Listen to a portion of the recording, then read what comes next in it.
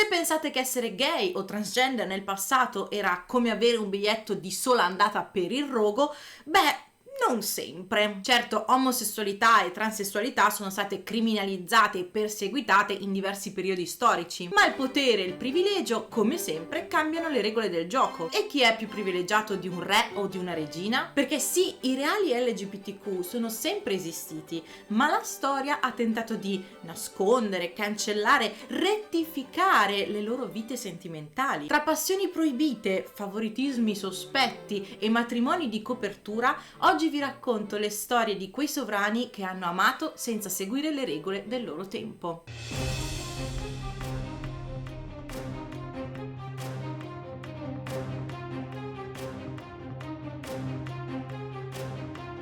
Se a Versailles girava la voce che un re fosse più interessato ai favoriti maschi piuttosto che alle regine, quasi sicuramente si trattava di Enrico III di Francia. Sovrano elegante, raffinato e molto attento alla moda, Enrico divenne famoso per il suo comportamento effeminato e i suoi strettissimi rapporti con un gruppo di giovani nobili conosciuti come les mignons. Esatto, tipo i Minions di Cattivissimo Me. Nel tempo il termine ha perso il suo significato nobiliare ed è diventato sinonimo di seguace, sottoposto, anche in tono caricaturale e comico. Enrico III non si conformava ai canoni virili dell'epoca, adorava i gioielli, il trucco e gli abiti sontuosi, era sempre circondato da giovani nobili estremamente curati e profumati. Per i suoi nemici politici questo atteggiamento era un'arma perfetta per screditarlo. I suoi oppositori lo chiamavano la regina di Francia, insinuando che il suo governo fosse debole perché si circondava di favoriti anziché di generali. I Minions,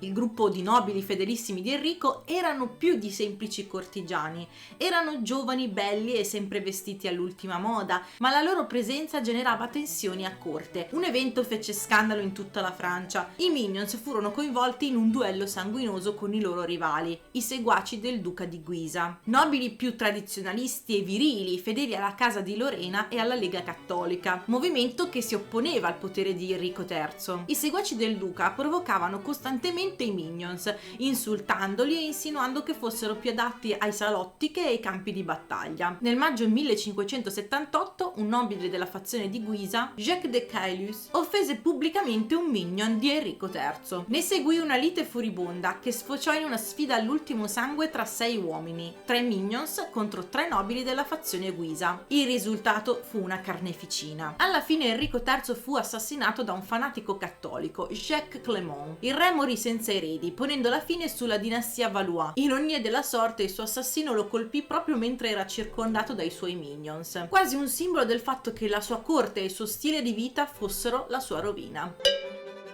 All'epoca la sodomia era tecnicamente punibile con la morte, ma spesso la nobiltà chiudeva un occhio, soprattutto quando il protagonista era il re di Francia. Se vedeste un film su una regina del XVII secolo che veste da uomo, rifiuta di sposarsi e colleziona amanti femminili, direste che è un po' too much, un po' forzato. E invece Cristina di Svezia ha fatto tutto questo nella vita reale. Cristina salì al trono a 6 anni, alla morte del padre Gustavo Adolfo, il leone del nord.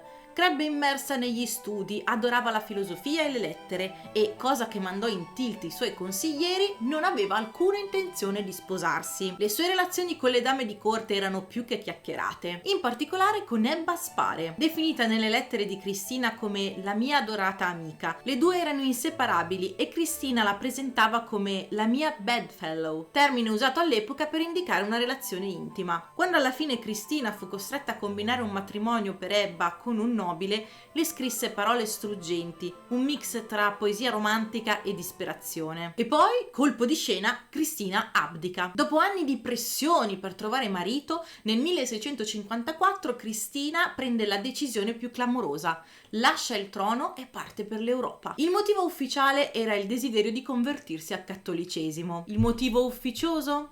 Era stanca di sentirsi dire come vivere la sua vita. Una volta a Roma visse come una mecenate ribelle, rifiutò le mode femminili, si fece strada negli ambienti artistici e letterari e mantenne la sua personalità affascinante e spiazzante.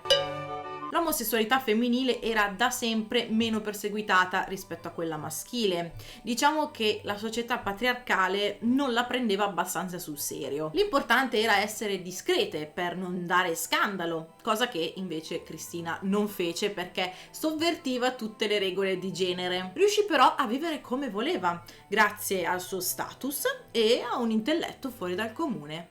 Essere LGBTQ nella storia è stato tutt'altro che semplice, soprattutto per chi non era nobile. Se oggi molte cose sono cambiate, la fatica di affrontare certi ostacoli rimane, ma ora c'è qualcosa che può almeno alleviare un altro tipo di fatica, quella fisica, quella da ore e ore seduti, magari a studiare, lavorare o montare video come questo. Io sto usando la scrivania E7 Pro di Flexispot, una scrivania regolabile in altezza pensata per il benessere quotidiano, così posso alzarmi, cambiare posizione, restare attiva anche quando sono ferma. La mia vecchia scrivania era statica e troppo alta per me, tanto che dovevo usare un poggiapiedi per lavorare. Quando ho provato la E7 Pro ho detto wow, la mia schiena ha subito ringraziato. Ho potuto adattarla alla mia altezza e ho sentito subito la differenza. E se voglio sgranchirmi posso anche lavorare in piedi. Se avete bambini o gatti, aggiungo io, non preoccupatevi perché la tastiera LED ha il blocco tasti e si può anche adattare la sensibilità di collisione, così se mentre la scrivania si alza entra in contatto con un altro oggetto si ferma istantaneamente per evitare danni. Era da un pezzo che volevo una scrivania regolabile come questa e se piace anche a voi vi aspetto uno sconto di più di 20 euro cliccando il link in descrizione.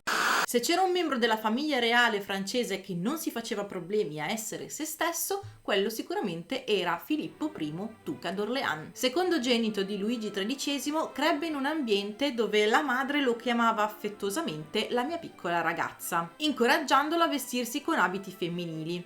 Un'influenza che rimase con lui per tutta la vita. Filippo non solo continuò a indossare vestiti da donna, ma era anche un habitué dei balli in maschera, dove brillava per il suo talento nella danza e il suo stile sgargiante. Ma non fatevi ingannare dall'apparenza, perché dietro merletti e parrucche elaborate, Filippo era un eccellente comandante militare. La sua aperta omosessualità era vista come un utile effetto collaterale da suo fratello maggiore Luigi XIV, il Re Sole, perché sapeva che un Filippo dedito ai bei giovani e cortigiani era meno pericoloso sul piano politico. A 18 anni Filippo iniziò una relazione con il 17enne Philippe Jules Mancini, un giovane aristocratico che secondo le malelingue dell'epoca lo iniziò a quello che veniva chiamato il vizio italiano, un modo poco sottile per riferirsi all'omosessualità. Il loro legame durò tutta la vita. C'era però un problema: Filippo era pur sempre un principe, quindi da copione a 21 anni fu costretto a sposare una donna, la principessa Enrichetta d'Inghilterra, figlia di re Carlo I,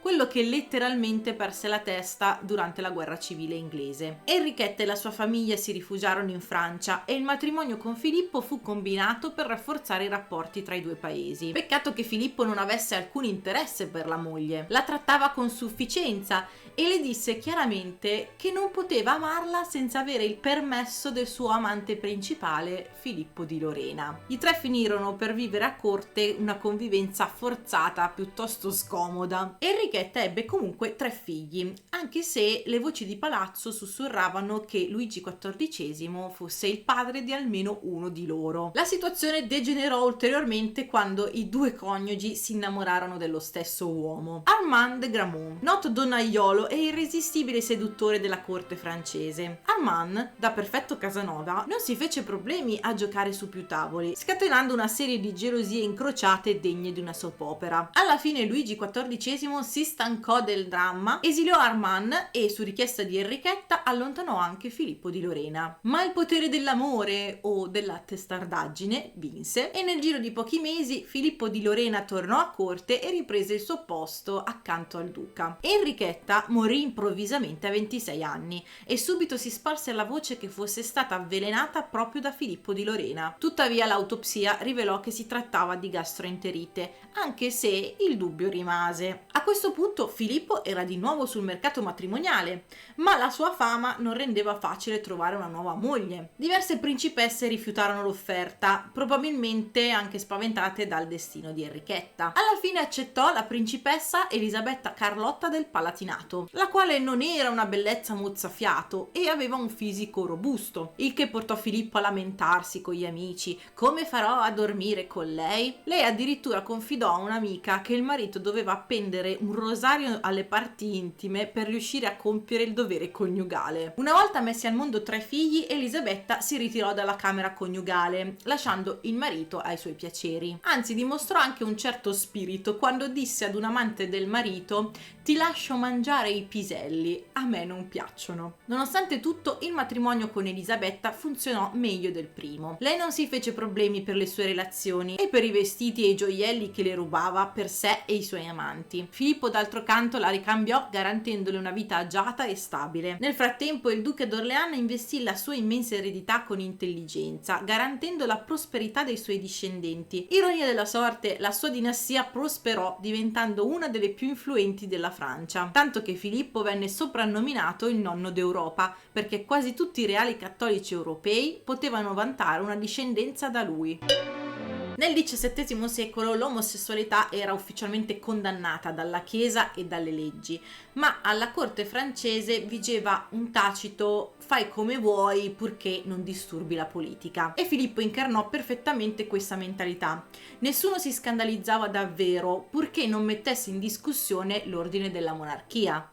Ci sono nobili che accettano di essere pedine in matrimoni combinati. E poi c'è Ortensia Mancini, una nobildonna fuori dagli schemi, bellissima, intelligente, carismatica e con una vita amorosa che farebbe impallidire qualsiasi romanzo storico. Ortensia visse come voleva e amò chi voleva, cosa che a fine 600 non era proprio scontata. Ortensia nacque in Italia e dopo la morte del padre, il barone Lorenzo Mancini, si trasferì con le 4 sorelle alla corte di Francia. Lì le Mazarinette, come venivano chiamate per via del loro potente zio, il cardinale Mazzarino, diventarono famose per la loro bellezza e ambizione. L'idea era semplice: accaparrarsi matrimoni di lusso. E infatti Ortensia ricevette una proposta da un certo Carlo Stuart, erede del trono d'Inghilterra in esilio. Ma Mazzarino disse no. Lui voleva per la nipote un partito più solido e rifiutò l'offerta, pensando che Carlo non avrebbe mai riavuto indietro il trono. Errore fatale! Quando Carlo divenne Carlo II d'Inghilterra, il cardinale provò a riparare all'errore, offrendo una dote principesca per far sposare Ortensia al neo-re, che però, piccato per il rifiuto precedente, le preferì un'altra. All'età di 15 anni, Ortensia venne data in sposa ad Armand Charles de la Porte de la Meilleraye, uno degli uomini più ricchi d'Europa. Peccato che fosse anche completamente squilibrato. Ossessionato dalla castità, fece rimuovere le parti intime dalle statue di casa, fece dipingere vestiti sopra i quadri delle sue antenate e ordinò alle domestiche di farsi togliere i denti anteriori per non attirare gli uomini. Mungeva le mucche al posto delle sue serve, perché secondo lui le mammelle delle mucche avevano forti connotazioni sessuali e temeva che le serve potessero avere pensieri impuri o che l'atto stesso avesse delle implicazioni erotiche. E poi proibiva a sua moglie di intrattenersi con altri uomini, faceva ricerche notturne di amanti nascosti, insisteva che lei trascorresse un quarto della sua giornata in preghiera. Mentre il marito si preoccupava dei possibili amanti maschili della moglie, Ortensia intraprendeva una relazione lesbica con la sedicenne Sidonie de Courcelles. Nel tentativo di rimediare all'immoralità della moglie, il marito mandò entrambe le ragazze in convento, ma la tattica fallì perché le due tormentavano le suore con degli scherzi. Aggiungevano inchiostro all'acqua santa, infradiciavano i letti delle suore e cercavano di scappare dal camino. Ortensia dimostrò il suo spirito indomito, riuscendo a scappare con l'aiuto del fratello e a rifarsi una vita. Ridotta in povertà, si affidò alla sua intelligenza e al suo fascino per sopravvivere. Sedusse il duca di Savoia, che le garantì una residenza nelle Alpi francesi, dove organizzava salotti letterari frequentati da scrittori e filosofi. Ma alla morte del duca, la moglie, probabilmente meno entusiasta della generosità del marito, la cacciò via. A quel punto Ortensia partì per l'Inghilterra con l'obiettivo di riconquistare Carlo II. E qui avvenne un'altra svolta spettacolare. Iniziò a vestirsi da uomo, cosa che all'epoca era considerata quasi sovversiva, e riuscì a conquistare il re, divenendo la sua amante ufficiale. La sua personalità magnetica non passò inosservata e finì per conquistare anche Anna, contessa di Sussex, figlia illegittima di Carlo II, La loro relazione finì in modo turbolento, con litigi e presunti episodi di violenza, tanto che si dice che Anna avesse minacciato Ortensia con un coltello. La corte inglese era in subbuglio, Carlo non sapeva se essere più divertito o più scandalizzato, mentre la madre di Anna, per risolvere la situazione, fece chiudere la figlia in convento, dove dicono che la figlia passò interi giorni a baciare il ritratto di Ortensia. A un certo punto anche Carlo II dovette ammettere che Ortensia era troppo imprevedibile anche per lui e le assegnò una tenuta di campagna e una pensione, più che altro per evitare altri scandali. Ma Ortensia non si lasciò abbattere e si reinventò un'altra volta. Fu una delle prime donne in Francia a pubblicare le proprie memorie, rivelando dettagli piccanti della sua vita e delle sue avventure amorose. Anche scrittori e drammaturghi rimasero affascinati da lei e Alfred Benigne descrisse una dichiarazione: "Mia illustre principessa, quanto è infinito l'amore che una persona del tuo stesso sesso ha nutrito per te. Tra tutte le tue conquiste non hai mai avuto uno schiavo più devoto di me, te lo assicuro." Ortensia morì a 53 anni, ma la sua storia non finì lì. Il marito era ancora ossessionato da lei, comprò il suo corpo dai creditori e lo portò con sé per tutta la Francia, fino a seppellirla nella tomba dei Mazzarino.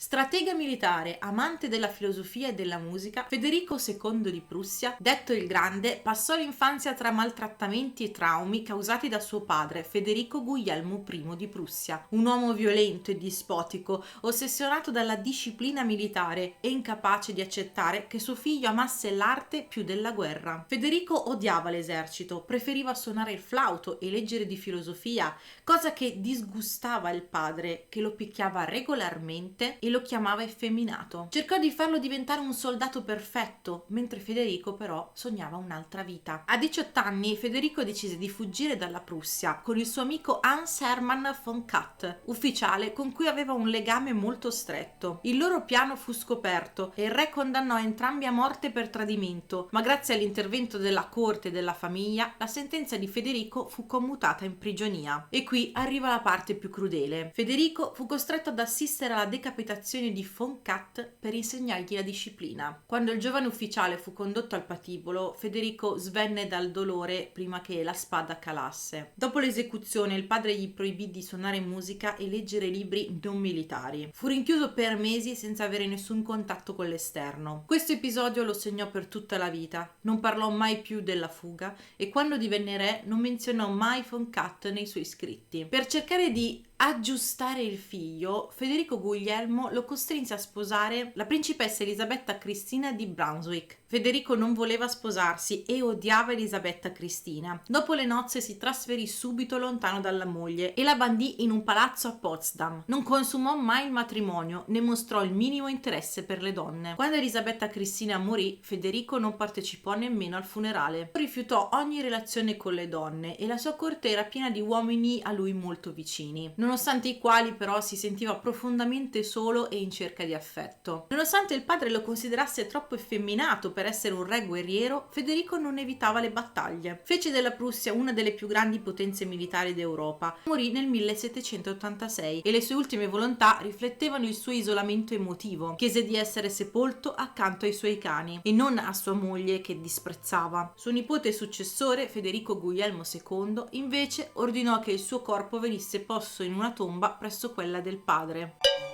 Nella Prussia del XVIII secolo l'omosessualità era illegale e punibile con la morte o l'incarcerazione. Tuttavia Federico era troppo potente perché qualcuno potesse accusarlo apertamente.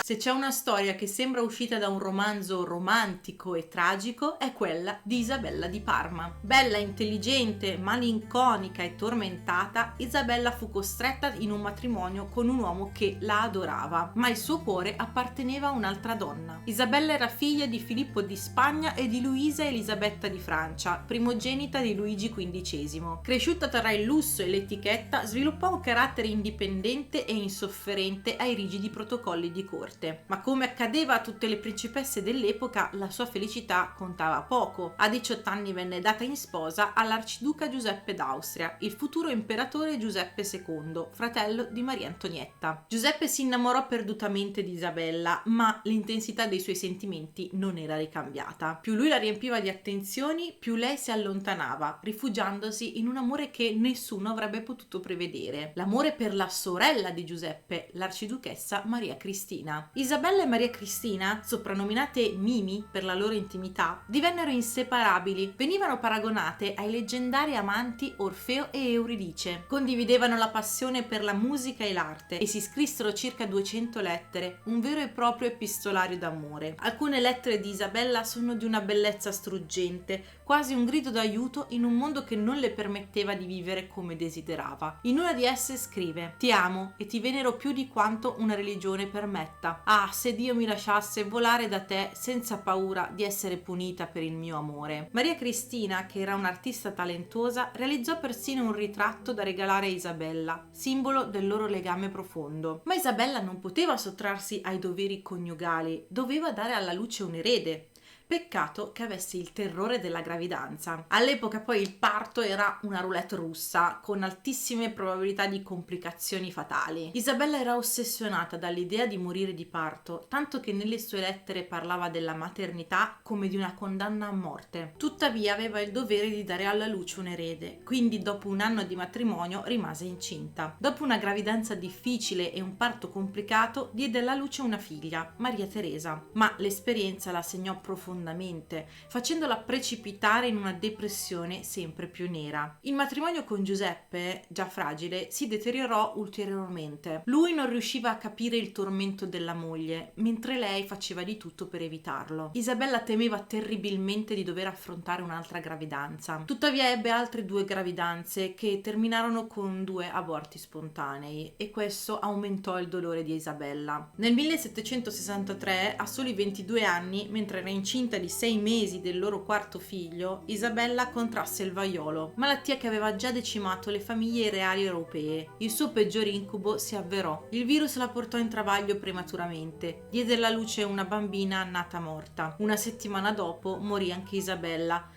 Maria Cristina e Giuseppe furono devastati, ciascuno a modo suo. Maria Cristina non si riprese mai completamente dalla perdita. Alla fine si sposò con un amico comune della coppia, il principe Alberto di Sassonia, probabilmente per avere una protezione politica. Ma la sua relazione con Isabella rimase una ferita aperta per il resto della sua vita. Giuseppe II, invece, non si riprese mai dal lutto. Anche se in seguito si risposò, il suo secondo matrimonio fu infelice e non ebbe mai più figli. La sua biografia è segnata da una costante malinconia e molti storici ritengono che sia stata la perdita di Isabella a renderlo severo e ossessionato dalle riforme. Se c'è una cosa che la famiglia Asburgo riusciva a fare bene, era costringere i suoi membri a matrimoni combinati per rafforzare alleanze politiche. Ma se c'era un Asburgo che proprio non ne voleva sapere, quello era l'arciduca Luigi Vittorio d'Austria, il fratello minore dell'imperatore Francesco Giuseppe d'Austria. Nato in una delle famiglie più potenti d'Europa, Luigi Vittorio non aveva alcun interesse per la politica o per il governo. A lui interessavano l'arte, la bellezza e il divertimento, cosa che lo rendeva una costante fonte di imbarazzo per la famiglia imperiale. Come tutti i principi d'Asburgo, dovette intraprendere la carriera militare, ma non mostrò mai alcun interesse per le armi o le strategie. Preferiva organizzare ricevimenti sfarzosi nel suo palazzo, circondato da amici maschi e da una collezione d'arte che aumentava di giorno in giorno. Era apertamente omosessuale in un'epoca in cui era decisamente rischioso esserlo, e amava travestirsi, cosa che a corte non passava inosservata, dove lo chiamavano Lucy Wusi, un soprannome ironico e denigratorio. Nonostante tutto, la famiglia non si arrese facilmente. L'imperatrice madre Sofia tentò di trovargli una moglie per raddrizzarlo, o perlomeno per far tacere le voci. Tra le candidate ci fu anche la duchessa Sofia Carlotta di Baviera, la sorella dell'imperatrice Sissi, ma Luigi Vittorio riuscì a evitare tutte le proposte di matrimonio, semplicemente dicendo sempre di no e ignorando le pressioni della famiglia. Per anni l'arciduca riuscì a vivere la sua vita senza troppe interferenze, ma poi arrivò lo scandalo. Fu coinvolto in una rissa nei bagni pubblici centrali di Vienna, un luogo noto per essere un punto di incontro per per gli uomini gay dell'epoca. Lo scandalo fu troppo grande perché la corte potesse ignorarlo. Il fratello, l'imperatore Francesco Giuseppe, perse la pazienza e lo esiliò da Vienna, costringendolo a ritirarsi nel palazzo di Klessheim, vicino a Salisburgo. Ma anziché deprimersi per l'esilio, Luigi Vittorio trasformò il palazzo di Klessheim in un paradiso personale. Divenne un grande sostenitore delle arti, finanziando pittori, scultori, architetti. Continuò a organizzare feste, ricevimenti, incontri con intellettuali, artisti, vivendo la sua vita come voleva. Morì a 76 anni, lasciando dietro di sé la reputazione di uno degli Asburgo più eccentrici della storia. Mentre i suoi fratelli combattevano guerre e gestivano imperi, lui viveva nell'arte, nella bellezza e nella libertà. All'epoca l'omosessualità era ancora considerata un crimine in Austria e poteva portare all'esilio o alla prigione. Luigi Vittorio riuscì a vivere relativamente libero, anche se lontano dalla corte. Un'altra aristocratica che ha sfidato ogni convenzione possibile è Luisa Isabel Alvarez de Toledo, meglio nota come la Duchessa Rossa. Nata in una delle famiglie più antiche e potenti della Spagna, anziché vivere di privilegi, scelse di schierarsi contro la dittatura. Finì in carcere e fu una pioniera dell'attivismo LGBTQ. Luisa Isabel era l'unica figlia di Joaquín Álvarez de Toledo, duca di Medina Sidonia, una delle casate nobiliari più antiche di Spagna, il cui titolo risaliva addirittura al 1445. A 19 anni il padre morì e lei ereditò il ducato, ma a differenza di molte nobildonne del suo tempo, lei non era minimamente interessata a fare la bella statuina nelle corti europee. Lo stesso anno del lutto si sposò con l'aristocratico José Leoncio González de Gregorio y Martí, è il video dei nomi lunghi questo, con cui ebbe 3 figli. Tuttavia il matrimonio non durò. Dopo 3 anni si separarono, anche se ufficialmente rimasero sposati per decenni. Mentre la maggior parte dei nobili spagnoli stava dalla parte del regime di Francisco Franco, Luisa fece l'opposto. Entrò nel Partito Socialista Operaio Spagnolo, allora clandestino, e divenne una critica feroce della dittatura. Venne arrestata negli anni 60 e finì in carcere per attività sovversiva. Per una duchessa non esattamente il destino più comune. Oltre alla politica, Luisa Isabel era una storica brillante e si dedicò all'amministrazione del vastissimo archivio di famiglia, l'archivio della casa di Medina Sidonia, una delle raccolte più importanti d'Europa. Le sue ricerche portarono alla pubblicazione di studi controversi, tra cui la teoria secondo cui le Americhe furono esplorate da marinai marocchini molto prima di Colombo, e questa tesi fece infuriare molti storici tradizionali. Negli anni 80 Luisa Isabel iniziò una relazione con la sua segretaria, Liliana Maria Dolmen, ma all'epoca il matrimonio tra persone dello stesso sesso era ancora illegale in Spagna. Nel frattempo continuò a gestire la sua eredità nobiliare in modo non convenzionale, con idee progressiste che la allontanarono ancora di più dagli ambienti aristocratici tradizionali. Nel 2005 la Spagna legalizzò il matrimonio tra persone dello stesso sesso. Dopo decenni di separazione tecnica dal marito, Luisa e Isabel prese l'occasione per divorziare ufficialmente, ma non si risposò subito. Fu solo nel 2008, quando ormai era gravemente malata, che decise di fare un'ultima grande dichiarazione d'amore e di ribellione. Sposò Liliana Maria Dolmen con una cerimonia civile sul letto di morte. 11 ore dopo, Luisa Isabel morì, lasciando alla sua amata il titolo di duchessa vedova di Medina Sidonia. Come prevedibile, la sua morte scatenò una battaglia legale. Liliana ereditò la presidenza dell'archivio di famiglia, cosa che Luisa Isabel volle fortemente per evitare che i figli lo vendessero. E proprio i figli della duchessa non la presero bene. L'eredità in gioco stimata era di 47 milioni di euro e per anni la famiglia si è scontrata nei tribunali per ottenere il controllo dei beni. Quando Luisa Isabel iniziò la sua relazione con Liliana, in Spagna l'omosessualità era ancora tabù, soprattutto tra l'aristocrazia. Tuttavia, con la legalizzazione del matrimonio tra le persone dello stesso sesso, il suo ultimo gesto d'amore divenne un atto politico di sfida alle convenzioni sociali. Se pensate che la famiglia reale britannica sia sempre stata un club esclusivo di rigidi protocolli e matrimoni combinati, Lord Ivar Mountbatten è qui per smentire ogni cliché. Non è un reale di primo piano, ma ha più sangue blu di molti membri attuali della casa reale. Discendente di quinta generazione della regina Vittoria, è cugino di terzo grado della regina Elisabetta II e primo cugino di suo marito, il principe Filippo. Fin da giovane Ivar era ben consapevole di essere bisessuale, sociale, ma crescere in un ambiente aristocratico conservatore non gli rese le cose facili. Studiò in un collegio privato in Inghilterra e poi proseguì l'istruzione universitaria nel Vermont negli Stati Uniti, dove probabilmente trovò un ambiente un po' più aperto rispetto alla rigida etichetta britannica. A 31 anni Ivar sposò Penelope Ann Vere Thompson e la coppia ebbe 3 figlie, Ella, Alexandra e Louise. Fin dall'inizio Penny era consapevole dell'orientamento di Ivar, tanto che lui stesso dichiarò: Penny era consapevole prima che ci sposassimo che la mia attrazione andava in entrambe le direzioni. È sempre stata comprensiva e gliene sarò eternamente grato. La loro unione durò 17 anni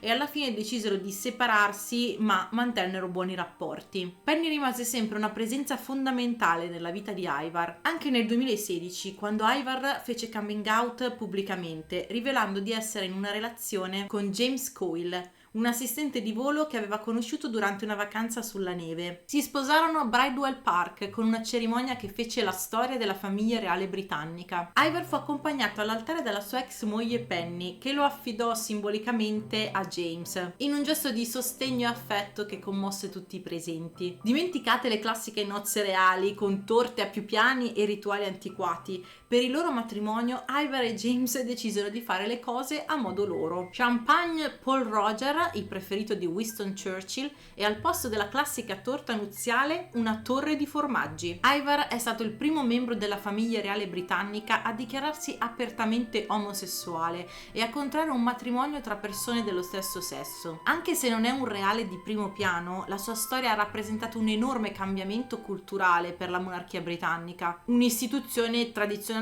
poco incline alle rivoluzioni sociali.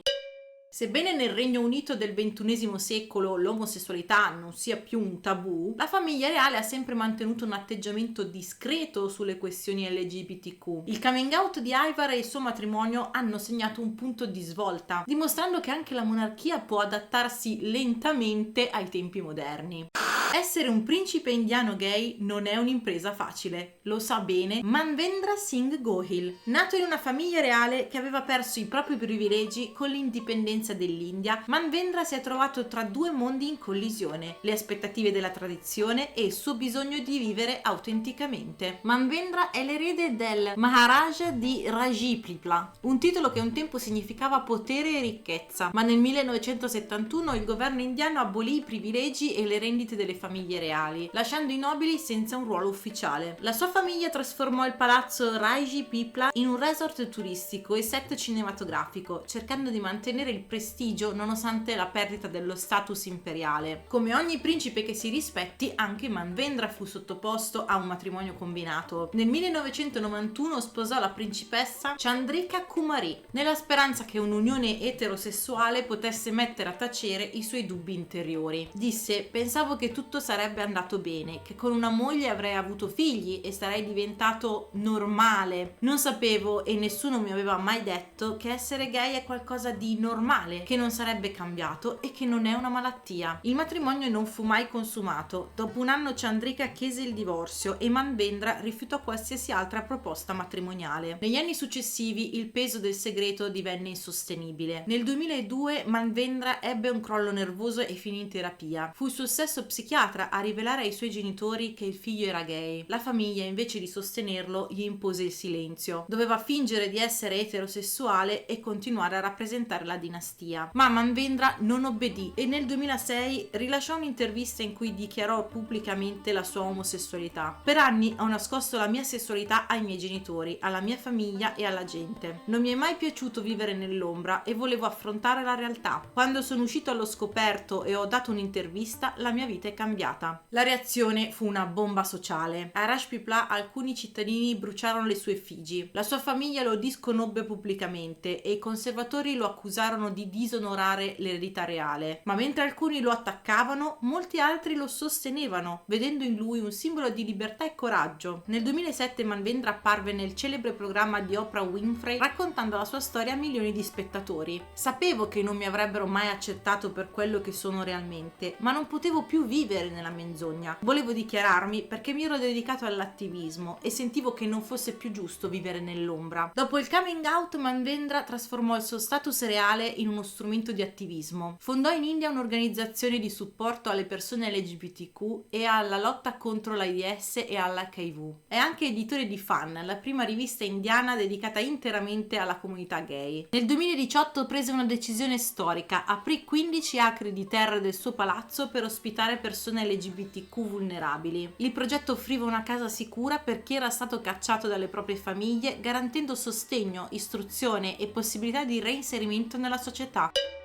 Per anni l'omosessualità era illegale in India e punita con il carcere. Solo nel 2018 la Corte Suprema indiana ha abolito il reato di rapporti omosessuali, grazie ad attivisti come Manvendra.